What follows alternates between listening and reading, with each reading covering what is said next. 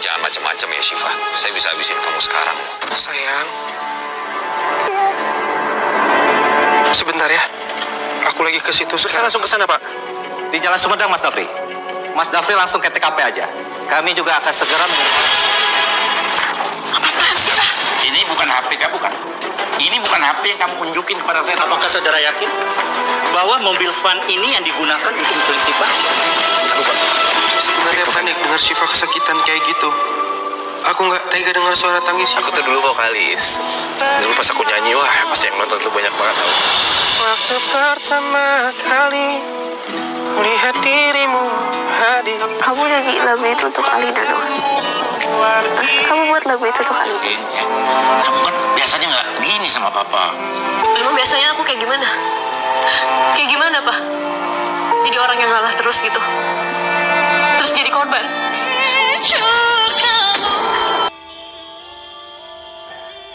Assalamualaikum sahabat Gogo Joba, masih setia bersama Mimin Cantik di Tajwid Cinta. Misi pencarian Syifa masih terus berlanjut dan sampai hari ini belum juga Syifa diketemukan. Wah, tentunya makin menegangkan ya. Sebenarnya di mana keberadaan Syifa masih menjadi tanda tanya bagi Oki dan juga pihak kepolisian. Saat ini Syifa masih berada dalam mobil van dalam sekapan penjahat suruhan Mama Nadia. Kondisi Syifa pun tentunya makin panik ya, dan tentunya makin kurang baik. Tetapi di sini Dafri selalu membuat Syifa tenang. Dafri selalu mengajak ngobrol Syifa dan berusaha untuk menghibur Syifa supaya Syifa tidak kepanikan. Di dalam mobil van itu, Syifa dan Dafri selalu menjalin komunikasi.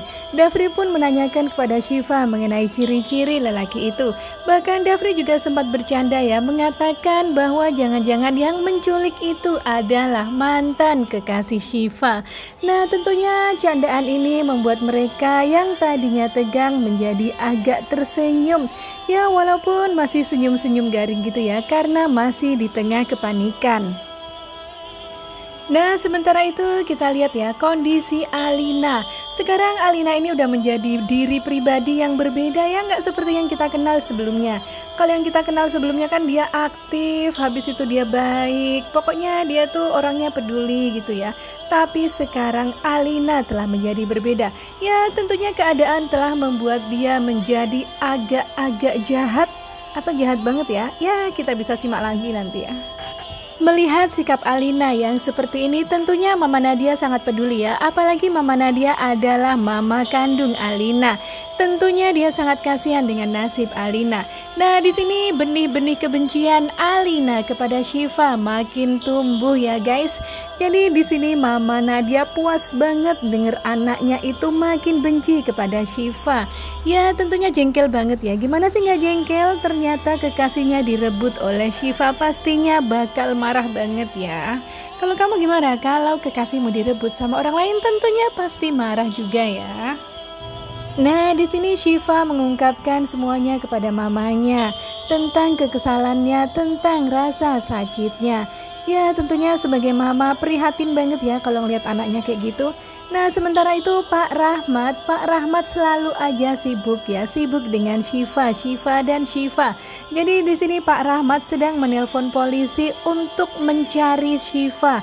Jadi di sini keberadaan Syifa belum juga diketemukan, tetapi sedikit banyak polisi udah mulai menemukan kira-kira keberadaan mobil van itu menuju ke arah mana berdasarkan CCTV yang ada di jalan dan juga laporan-laporan dari orang-orang yang di sekitarnya yang melihat Syifa. Kemudian pihak kepolisian pun meminta Pak Rahmat untuk datang ke kantor polisi. Namun Pak Rahmat ternyata dihalangi. Mama Nadia melarang Pak Rahmat untuk pergi ke kantor polisi ngurusin Syifa.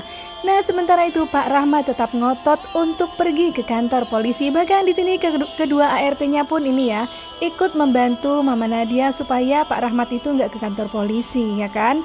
Tapi di sini ternyata yang bikin ngeri adalah tiba-tiba Alina keluar dengan wajahnya yang begitu sangar. Bahkan ternyata kunci mobilnya dibawa oleh Alina dan kemudian dibuang ke dalam toilet. Wah, bener-bener adegan yang sangat menegangkan ya. Dimana kini kita melihat Alina telah menjadi sosok yang berbeda, tidak seperti biasanya. Bahkan bisa dibilang kali ini Alina seperti psikopat. Wah, sungguh mengerikan. Kemudian di sini pun Alina mengatakan kepada Pak Rahmat bahwa sebenarnya maksud dia bukanlah untuk membela Mama Nadia atau mendukung Mama Nadia, tetapi di sini dia marah kepada papanya karena kenapa semua orang lebih memperhatikan Syifa daripada dirinya. Padahal saat ini dirinya juga sedang perlu orang yang mau mendengar keluh kesahnya dan juga curhatan hatinya. Ya, mendengar itu tentunya Pak Rahmat pun juga sedikit kasihan melihat Alina. Kemudian karena Pak Rahmat dihalangi untuk ke kantor polisi, akhirnya Pak Rahmat pun menelpon Oki dan meminta Oki untuk mewakili dia datang ke kantor polisi. Nah, sementara itu Dafri dan Syifa mereka terus saja berkomunikasi ya. Jadi Dafri meminta Syifa untuk mengecek apa-apa aja yang ada di dalam mobil van itu yang bisa membantunya untuk menyelamatkan diri. Dan di sini Dafri pun terus ngobrol santai ya dengan Syifa. Bahkan Dafri pun menyanyikan sebuah lagu untuk Syifa. Ya, sehingga yang tadinya Syifa menangis dan panik akhirnya pun tersenyum karena mendengar lagu yang dinyanyikan oleh Dafri. Ya, sambil menelpon dan mendengar arahan dari Dafri, Syifa pun sambil memperhatikan apa-apa yang ada di dalam mobil van itu. Nah, kemudian Syifa pun melihat di dalam mobil van itu ada kaleng cat dan juga obeng. Dan akhirnya kaleng cat itu dia buka. Kemudian dia pun memberikan tanda supaya dia mudah untuk diketemukan. Dan kemudian Dafri pun juga menyuruh Syifa agar menendang-nendang pintu. Nah, kemudian karena si penculiknya ini kan dia dengerin musiknya terlalu keras ya, jadi nggak denger nih kalau si Syifa lagi nendang-nendang pintu. Jadi dengan sekuat tenaga Syifa berusaha menendang pintu walaupun sebenarnya dia juga takut ya kalau ketahuan oleh penculiknya. Nah, di sini dia tendang lagi sampai akhirnya platnya pun terlepas dan akhirnya Syifa pun melihat ada lubang kecil. Nah, kemudian Dafri menyuruh Syifa untuk mengeluarkan tangannya sebagai tanda supaya ada orang yang mengetahui jika ada seseorang yang butuh penyelamatan di dalam mobil van itu. Nah, benar saja ya, jadi ketika Syifa melambaikan tangan, ada seorang ibu-ibu yang melihatnya. Dan kemudian seorang ibu pun melaporkan kepada kepolisian bahwa ada sebuah mobil van yang mencurigakan. Nah, kemudian ibu itu pun mengikuti mobil van itu. Ya, namun pada akhirnya dia pun kehilangan jejak karena si penculiknya pun merasa ada mobil yang mengikutinya. Ya, akhirnya ibu itu kehilangan jejak ya. Jadi ya nggak tahu lagi deh akhirnya gimana dan ke arah mana udah nggak tahu lagi. Nah, nanti guys, yang paling menegangkan adalah ketika Syifa ketahuan nelpon Dafri. Udah habis pokoknya deh. Jadi nanti si Syifa ini ketahuan bahwa dia membawa ponsel dan menelpon Dafri. Dan di sini akhirnya si penculiknya itu kan tahu dan meminta handphonenya itu. Kemudian penculiknya itu pun akhirnya meninggalkan mobil van itu dan dia pun mencuri mobil sedan ya. Jadi akhirnya Syifa dipindahkan dari mobil van itu ke mobil yang lain. Dan yang paling ngeri lagi ancaman si penculik itu ya, kalau kamu berani macam-macam, aku nggak akan segan-segan untuk menghabisimu sekarang juga. Waduh, sebenarnya kejam apa enggak sih ini penculiknya ya? Kejam-kejam tapi agak-agak kurang apa ya? Kurang apa ya, nggak tahu juga ya. Pokoknya menegangkan ya. Jadi di saat Syifa ketahuan itu bener-bener sangat menegangkan. Gimana coba kalau Syifa langsung dihabisin? Tapi nggak mungkin ya, penculik itu nggak mungkin langsung habisin Syifa. Ya karena taulah Syifa kan cantik dan penculiknya itu juga masih sekitaran anak-anak muda. Ya bisa jadi nanti malah si Syifanya itu dirawat sama dia, dipelihara gitulah, lumayan kan cantik. Nah, sementara itu Mama Nadia dan Pak Rahmat masih juga berantem di rumahnya ya. Jadi di sini Pak Rahmat mendapati bahwa Mama Nadia memiliki handphone cadangan.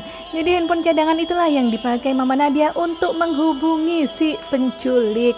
Sementara yang ditunjukkan kemarin ke Oki adalah handphone Mama Nadia yang berbeda lagi. Nah, ketahuan di sini akhirnya mereka pun berantem lagi.